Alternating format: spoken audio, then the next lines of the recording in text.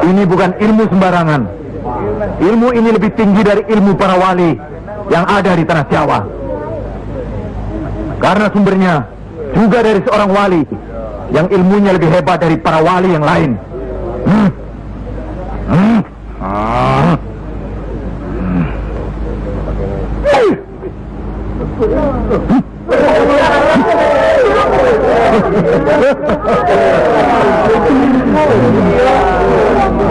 Bagaimana Pak Haji? Pak Haji bisa? Ini ilmu Tuhan Pak Haji. Mereka tahu ketinggian ilmu saya Pak Haji.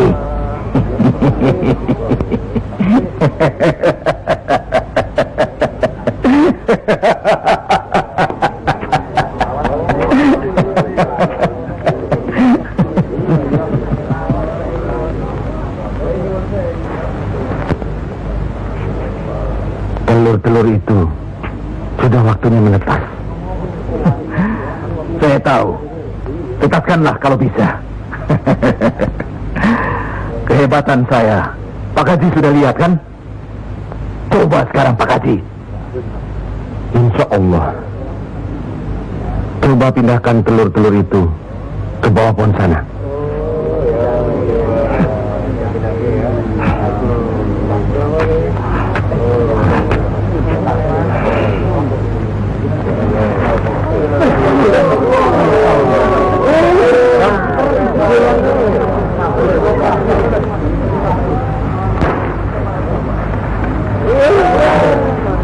Monggo Pak Haji.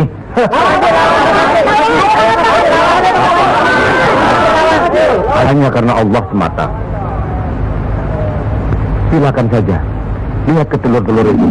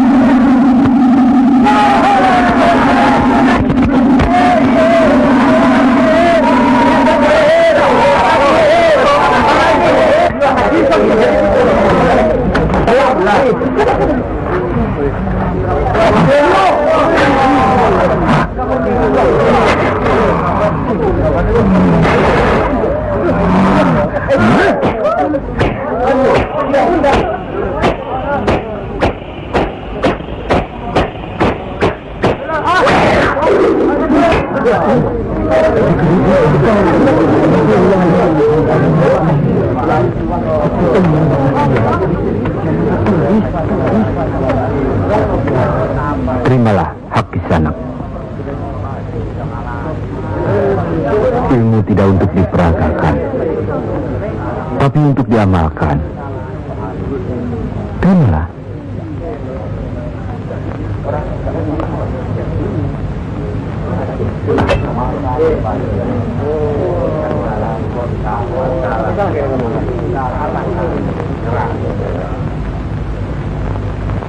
Bagaimana Kanjeng Syekh? Kalau ada yang menyatakan Kanjeng Syekh bid'ah, murtad, musyrik dan tukang sihir, saya mesti bilang apa kalau begitu Kanjeng Syekh? Alhamdulillah, orang boleh mencela kita, menghina, mengejek dan memfitnah, asal jangan kita seperti orang itu, apalagi takabur, termasuk memperagakan ilmu. Oleh karena itu, kita harus selalu ingat dan dekat kepada Allah. Eling lamituhu marang Gusti Allah. Loh, iya kan toh? Mesti eling Pokoknya kita bisa berbuat apa saja kalau eling lan mituhu.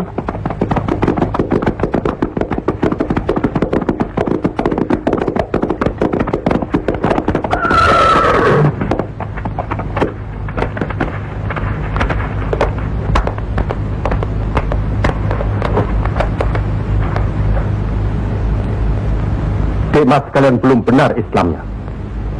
Tidak memberi salam terlebih dahulu. Kayak curug. Maafkan kami, Kanjeng. Saya tahu maksud kedatangan para utusan terhormat dari Pengging.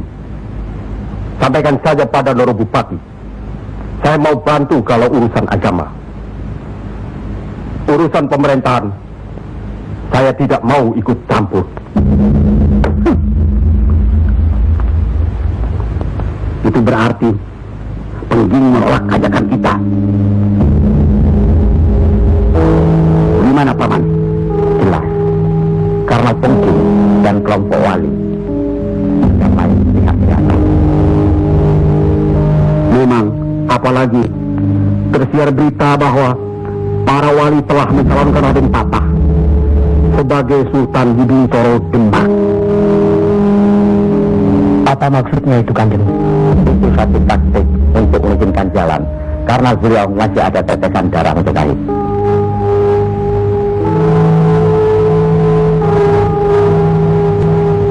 Di Ageng Pengging juga ada darah Majapahit. Itulah sebabnya mereka saling curiga, sedangkan di antara para wali itu sendiri ada perpecahan. Perpecahan? Ya, semenjak mangkatnya Kanjeng Sunan Ampel, pimpinan para wali sekarang dipegang oleh Kanjeng Sunan Giri.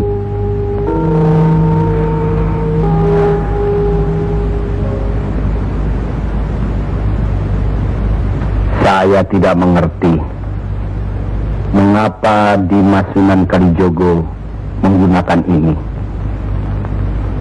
Apa ini ajaran Islam? Saya pun tidak mengerti mengapa Kanjeng Sunan Giri baru mempersoalkannya sekarang. Justru pada saat memperingati 100 hari wafatnya Kanjeng Sunan Ampel. Kenapa tidak dulu-dulu?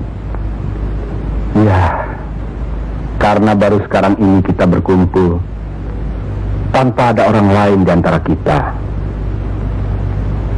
Kenapa Dimas menggunakan kemenyan, bunga-bungaan, dan lain-lain ini? Bukankah Rasul menganjurkan agar kita selalu rapi, bersih, dan menggunakan wangi-wangian? Setiap sholat Jumat pun kita dianjurkan menggunakan wangi-wangian. Apakah sholat Jumat itu bukan ibadah? Tapi Sunan Kali membakarnya saat peringatan akan dimulai. Saat membaca doa. Sholat Jumat itu bukan hanya berdoa, tapi juga menghadap Allah. Dulu kemenyan itu digunakan menyampaikan doa untuk nenek moyang lewat asapnya. Itu dulu. Tapi sekarang cukup dengan ini. Yang pasti kemenyan itu tidak boleh. Adakah tertulis jelas nama kemenyan itu? Adakah penjelasan atau kejelasan mengenai jenis, bentuk, atau nama dari wangi-wangian itu?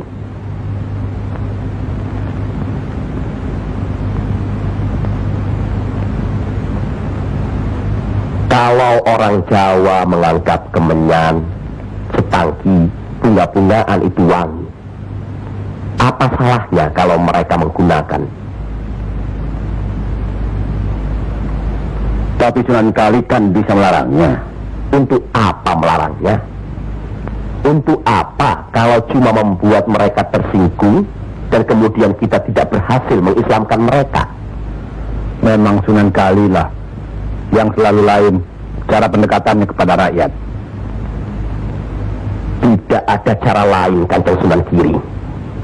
selain mendekatkan hatinya, sentuh perasaannya, sesuaikan dengan kebiasaannya, yang kemudian setelah mereka merasa cocok, sesuai, lalu kita rubah sedikit demi sedikit. Bukankah kesemuanya itu telah kita musyawarahkan terlebih dulu? Tapi ingat, janganlah merendahkan martabat Sunan Wali dengan berpakaian mulung seperti itu terus-menerus. Kanjeng Sunan Kudus, kita punya budaya sendiri. Gunakanlah itu. Dengan begini saya bisa mendekatkan diri, bergaul dengan mereka. Tidak ada jarak antara kita dengan mereka. Ada sambung rasa. Lagi pula iman Islam seseorang bukan terletak di pakaian, tapi di sini. Yang penting bersih, aurat tertutup.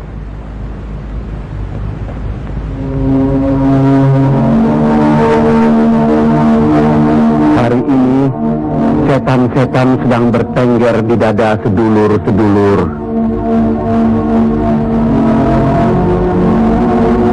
Lupakan firman Allah. Kalau ada perselisihan di antara kita umat muslim, kembalilah pada Al-Quran. Kenapa sedulur-sedulur lupa? Kenapa?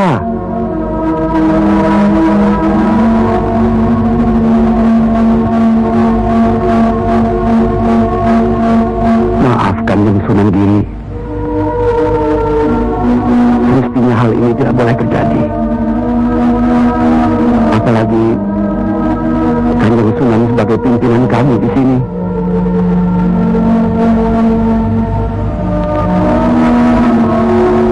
Kita harus ingat akan bahaya Islam yang berpusat di Pengging,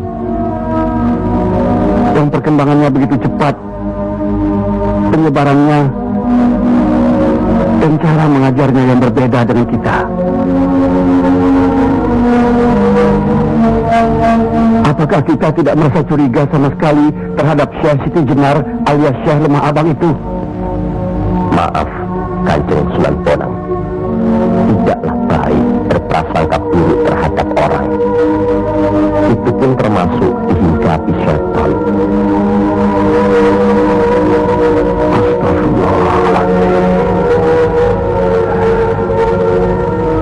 Soal Syekh Siti Jenar, saya telah menyaksikan anak buahnya berceramah. Anak buahnya bukan berarti Syekh Siti Jenar. Apakah Sunan Kali benarkan cara Syekh Siti Jenar yang musyrik itu? Bid'ah? Murtad? Wallahu alam. Saya belum pernah menyaksikan dengan mata kepala saya sendiri. Menurut Imam Ghazali, melihat lebih baik daripada mendengar. Saya rasa benar Kanjeng Sunan Bonang. Hari ini setan-setan sedang bertengger di dada kita. Maafkan saya, Kanjeng. Sama-sama, Kanjeng.